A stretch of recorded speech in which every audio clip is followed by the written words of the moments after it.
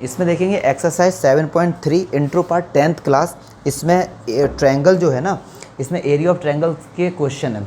तो इस साल के लिए एरिया ऑफ ट्रायंगल हट गया है, लेकिन आप लोग देखिए टारगेट इस साल का नहीं ना, हमारा आगे का भी है ना, तो नॉर्मल लेके जाए, बहुत टाइम है आपके पास। तो एरिया ऑफ ट्रायंगल का जो फॉर्मूला होता है उसका प्रूफ देखेंगे। सबसे पहले एरिया ऑफ, अगर 3 पॉइंट्स हमको दिए गए, मान लो एक पॉइंट है हमारे पास x1 y1, एक b पॉइंट है x2 y2, एक c पॉइंट है x3 y3, इन तीनों पॉइंट को मिला के ट्रायंगल बनता है। तो एरिया ऑफ अ ट्रायंगल जो होता है ABC होता है 1/2 x1 y2 minus y3 plus x2 y3 minus y1 plus x3 y1 minus y2। लेकिन आप जानते हैं कि मैं प्रूफ ज़रूर बताता हूँ, मैं इंटरेस्ट जगाना चाहता हूँ बच्चों के अंदर। बहुत से बच्चे स्किप कर देते होंगे, वो आपकी पर्सनल राय है, लेकिन इंसिस्ट तो हम कर नहीं सकते, किसी को एडवाइस कर सकते यार प्रूफ देखो।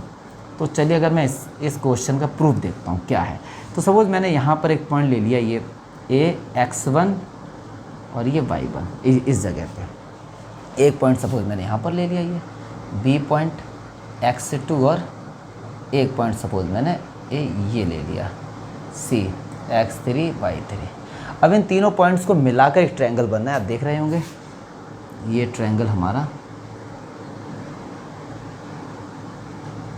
और आपसे कहा गया है कि यार इस ट्रायंगल का एरिया फाइंड कर। वैसे तो एरिया 1/2 बेस इंटू हाइट होता था, अगर बेस पता लग जाए हाइट पता लग जाए तो भी इसकी रिक्वायरमेंट नहीं है।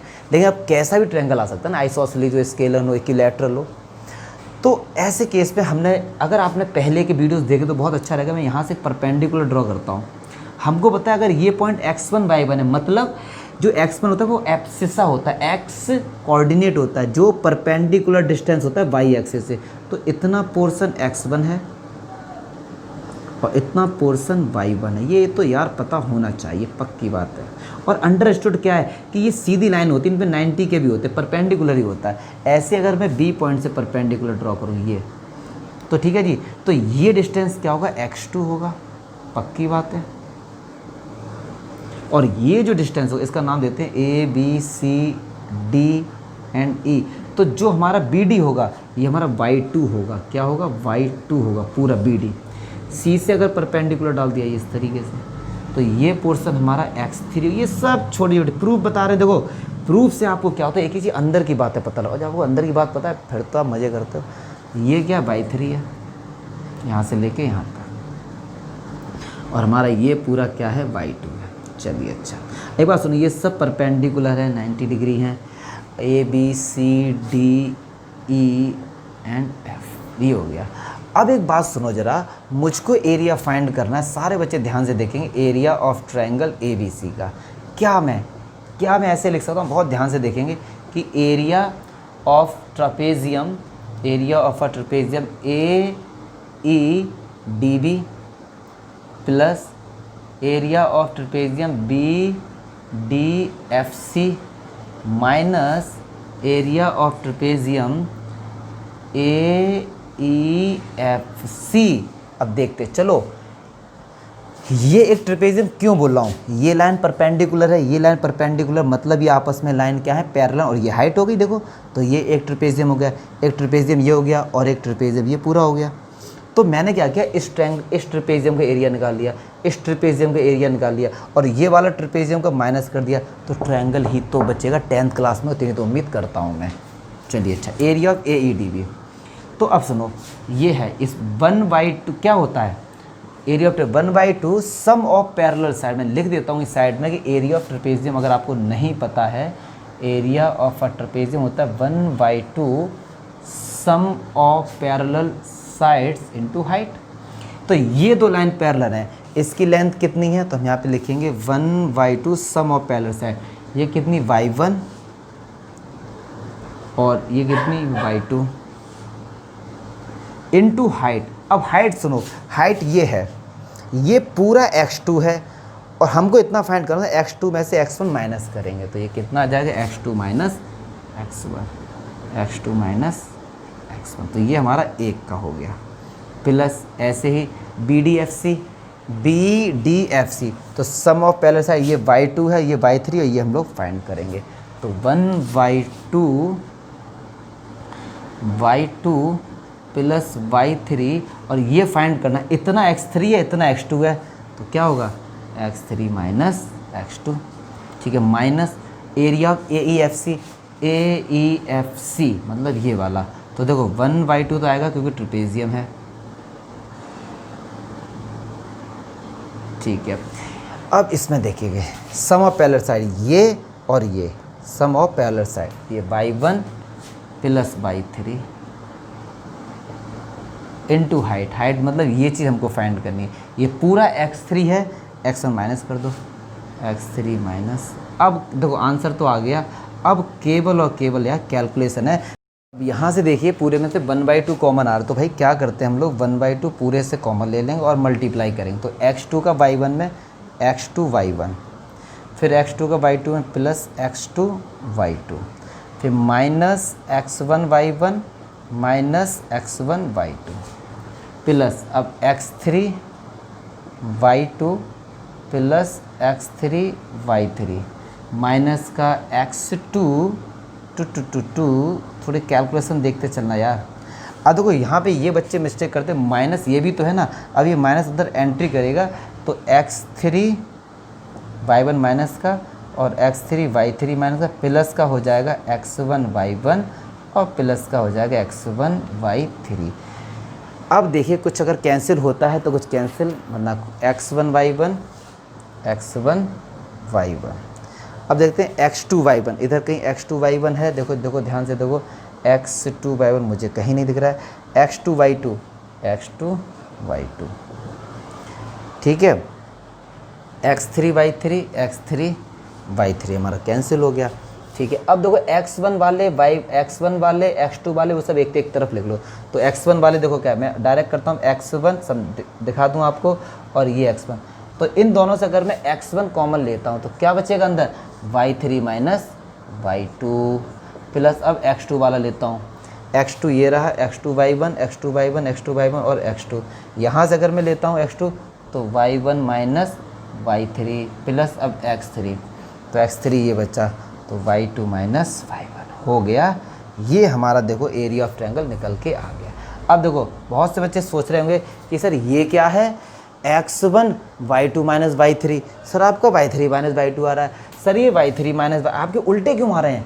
कुछ उल्टे नहीं आ रहे हैं, हम अगर ऐसे ही लिखें तो माइनस कॉमन आ जाएगा सभी से। देखो इसको लिखेंगे y2 minus y3, minus common आ जाएगा, और एरिया कभी भी माइनस में नहीं हो सकता, अल्टीमेटली वो क्या हो जाएगा, प्लस ही हो जाएगा, ठीक है। तो कोई टेंशन नहीं, अगर मैं इसको लिखूँ, आप लोग समझना जरा, x1 है, इसको लिखूँ मैं y2 माइनस y। अब क्यों लिखा गया ये भी सही है, अब ये क्यों लिखा गया, बच्चों को याद करने का तरीका हो जाता है, 1 2 3 2 3 1 3 1 2, याद एक सीक्वेंस बन जाता है। वरना ये 100% ठीक है, ये भी 100% ठीक है, क्योंकि एरिया कभी नेगेटिव नहीं होता है, इसलिए कभी आपका एरिया ऐसा है -4 स्क्वायर यूनिट, इम्पॉसिबल। तो इसको ये लिख दिया, प्लस ये y3 minus y1 x3 y1 minus y2, minus आगे कॉमन आ जाएगा, पर अल्टीमेटली एरिया कभी भी, क्योंकि एरिया में मॉड्यूलस साइन आता है, इस तरीके से लगा देते हैं मॉड्यूलस का साइन। अब 10th में नहीं था तो ज़्यादा डीप में अभी इस चीज़ में नहीं गया, 11th में पढ़ते हैं मॉड्यूलस। मीनिंग क्या होता है कि जो डिस्टेंस आएगा वो कभी नेगेटिव नहीं हो सकता, एरिया कभी नेगेटिव नहीं हो सकता। तो इस तरीके से हम लोगों ने जो एरिया ऑफ ट्रायंगल था उसका प्रूफ कर लिया कि वो प्रूफ क्या होता है।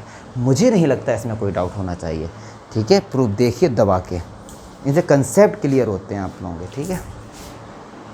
अब ऐसा करते हैं इंट्रो पार्ट में कि एग्जांपल ज़रूर करते हैं। तो अगर एग्जांपल 11 की बात करता हूं मैं, तो वो ये कह रहे हैं कि find the area of the triangle, triangle का एरिया फाइंड करना है। इसके वर्टिसेस क्या हैं, ये तो देखिए ये x1 y1 x2 y2 x3 y3, ये मान लो A पॉइंट है, ये B है, ये C है। तो एरिया ऑफ ट्रायंगल AB, अब तो प्रूफ कर दिया, हमको सब पता है कैसे क्या होगा ये। तो 1/2 x1 y2 minus y3 x2 y3 minus y1 x3 y1 minus y2। चलिए अच्छा, तो ये 1/2 x1 कितना है सर 1/2 6 माइनस y3 -5 है, तो प्लस 5 हो जाएगा। प्लस का x2 कितना माइनस का 4 है। कुछ नहीं करना यार, put the value get the answer. x3 कितना माइनस का, ठीक है सर। y1 कितना माइनस का, y2 कितना 6। तो बस 1 y2 6 5 11, और ये माइनस का 4 प्लस का 16 और ये माइनस का 7 प्लस का 21। तो 1 y2 अब 6 और 1 7 8 और भैया डिवाइड कर दो 19। ये जरूर लिखना है स्क्वायर यूनिट। आधा सही आ रहा भैया। आई 12। ये क्या किया उन्होंने, ये -7 आएगा ना। अरे यार बुक वालों गलत किया, ये पक्की बात है। -7 से 20 इन्होंने 12 कर दिया। चलिए अपना ठीक लग रहा है। तो 19 स्क्वायर यूनिट जरूर लिखिए। इन्होंने 24 क्यों लिख दिया यार बुक में, जबकि खुद भी एकदम सही कर रहे हैं। फिर बाद में 2 समझ के कर दिया इन्होंने, गलत है अपना। ठीक है, तो एग्जाम्पल 11 इसी तरीके से हो जाएगा। ऐसे ही फॉर्म बाई एग्जाम्पल 12 आप लोग खुद से करेंगे, ठीक है। एग्जाम्पल 13 खुद से करेंगे। तो एरिया ही फाइंड करना है, तो कुछ अलग नहीं है, केवल वैल्यूज़ चेंज हैं, तो वो वैल्यूज़ आप खुद से पुट करिए। हैं ठीक है जी। अब कह रहे हैं फाइंड द वैल्यू ऑफ के। अच्छा, ये अच्छा क्वेश्चन है। कह रहे हैं फाइंड के, ठीक है जी। जब ये जो पॉइंट है A 2,3, B 4,K and C 6,-3, कह रहे हैं ये कोलिनियर है। अच्छा, और भी एग्जांपल एक और है, ये क्या है, कोलिनियर है। तो देखिए ज़रा, अगर ये 3 पॉइंट कोलिनियर है, मतलब एक सीध में है, तो यार अंडरस्टूड है ट्रायंगल तो बनेगा ही नहीं। और जब ट्रायंगल नहीं बनेगा तो एरिया ऑफ ट्रायंगल क्या होगा, 0 होगा। मतलब कोलिनियर का मतलब क्या है, if 3 points are collinear, so area of triangle ABC equals to 0। तो इसे 0 के बराबर पुट कर दो बस। एरिया ऑफ ट्रायंगल क्या होता है, 1/2 x1 y2 minus y3 plus x2 y3 minus y1 plus x3 y1 minus y2। तो चलिए अच्छा, 1/2 x1 y1 x2 y2 x3 and y3। तो चलिए x1 कितना भाई 2 है, y2 k minus y3 plus का, x2 4 y3 माइनस का 3 y1 3, x3 6 y1 3 माइनस का y2 k। और ये रख दो 0 के। देखो कर रहा हूँ, दिल नहीं हो रहा है क्योंकि वो सिंपल चीज़ें यार। अब 1/2 इधर चला गया तो 0 हो गया। तो 2k प्लस 6 माइनस का 6 4 जा 24 प्लस 18 और माइनस का 6k। तो देखो 2k से -6k, तो ये माइनस का 4k, ठीक है।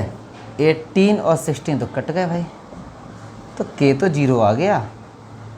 कोई बात नहीं, 0 आता नहीं क्या, 0 से हमें डरना थोड़ी ना, 0 तो आते हैं आंसर। देख लेते हैं एक बार कहीं कैलकुलेशन। हाँ एकदम सही है, इनका 0 आ रहा है। मतलब क्या हुआ कि k की जगह 0 पुट कर दोगे, फिर एरिया निकालो, तो इसका एरिया क्या आएगा, 0 आएगा। अब ये कह रहे हैं कि ABCD 4 पॉइंट है, find the area of the quadrilateral. अब देखो 4 पॉइंट हैं। अब सुनना जरा, 4 पॉइंट हैं इस तरीके से। अब कह रहे हैं इस क्वाड्रिलेटर का एरिया बताओ, ABCD। यार सुनो ध्यान से, बीच में एक हमने डायगोनल ड्रॉ कर दिया, ये एक ट्रायंगल बन गया, ये एक ट्रायंगल बन गया।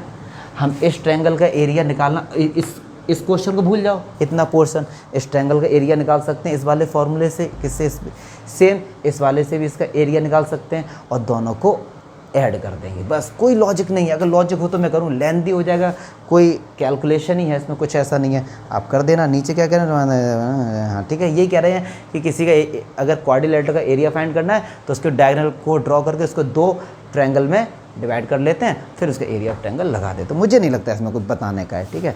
अब क्वेश्चंस करेंगे तब एक्सरसाइज, ठीक है।